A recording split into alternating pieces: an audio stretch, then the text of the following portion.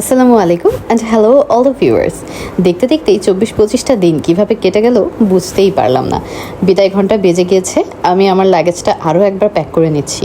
এদিকে আমার আম্মু লাগেজ বা ব্যাগ গোছানোর থেকে ঘর গোছানোতে বেশি ব্যস্ত। বাড়ির সমস্ত বালিশ, কাঁথা, লেপ, তোশক যা কিছু আছে সে সব কিছু রোদ্রে দিয়েছিল যাতে দুর্গন্ধ না হয়ে যায়। বাড়ির সব পাপোশগুলো ধুয়ে দিয়েছিল, বিছানার চাদর ধুয়ে দিয়েছিল, সমস্ত বালিশগুলো, কাঁথাগুলো এখানে রোদ্রে দিয়েছে। অ্যান্ড আমাদের পুকুরটা পুরো ভর্তি হয়ে গিয়েছে আম্মুর ধোয়াধুয়ির ঠেলায়, কারণ আমরা এখানে থাকবো না, তো সবগুলো হচ্ছে আবার আলমারির ভিতরে ঢুকিয়ে রেখে যেতে হবে। তো এই জন্য পরিষ্কারগুলো না ঢুকালে না অত্যন্ত দুর্গন্ধ হয়ে যায়। তাই আম্মুরা সবসময় আর কি বাসা থেকে বের হওয়ার আগে দিয়ে সব কিছু একদম পরিষ্কার পরিচ্ছন্ন করে ক্লিন করে রোদ্রে দিয়ে একেবারে তারপরে হচ্ছে বাসা থেকে বের হই। তো এই জন্য আমরা চাইলেও না ইনস্ট্যান্টলি চলে আসতে পারি না। লাস্ট বারের জন্য আর কি, এই ট্রিপের লাস্ট বারের জন্য রিহান পুকুরে গোসল করছিল। আমি চেয়েছিলাম না আজকে পুকুরে নামুক, কিন্তু সে জোর করে নেমেছে। তারপর দুপুরে লাঞ্চ করেই আমরা রেডি হয়ে গিয়েছিলাম। তপ্ত রোদ আমার চোখে লাগছে, আমি দেখতে পারছি না। তারপরেও আর কি লাস্ট মোমেন্টে একটা ভিডিও নিচ্ছিলাম। আমি এখানে এসে একদম কালো হয়ে গিয়েছি, আমার চেয়ে কালো হয়েছে আমার ছেলে। অ্যান্ড এই যে আমরা ব্যাগ ট্যাগ নিয়ে পোটলাপুটলি নিয়ে বের হয়ে যাচ্ছি।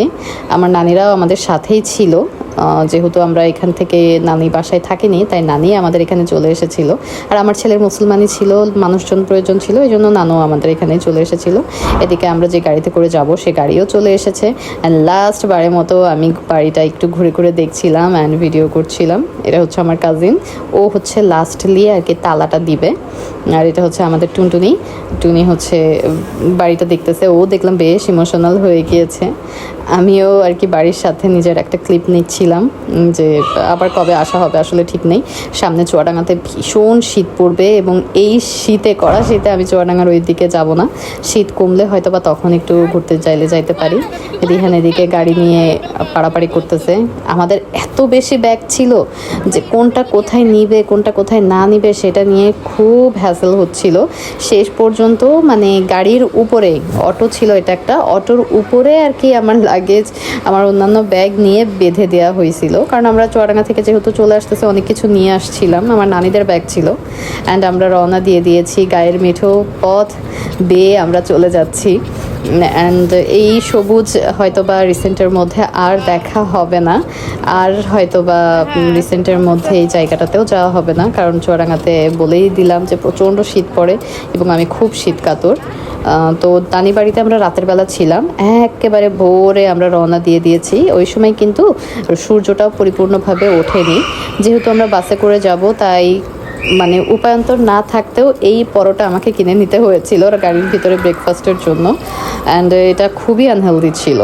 তারপর হচ্ছে আমি কিছু ক্লিপ নিচ্ছিলাম একদম ফাঁকা চুয়াডাঙ্গার এই রাস্তাটা না কখনো এতটা ফাঁকা দেখাই যায় না।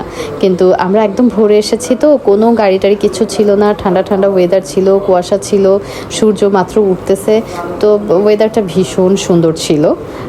তো আমি হচ্ছে এই জন্য সুন্দর করে ভিডিও করছিলাম। অ্যান্ড আমার খুব মায়াও লাগছিল। আমাদের বাস চলে এসেছে, আমি রিহান আমরা সিটে বসে পড়েছি।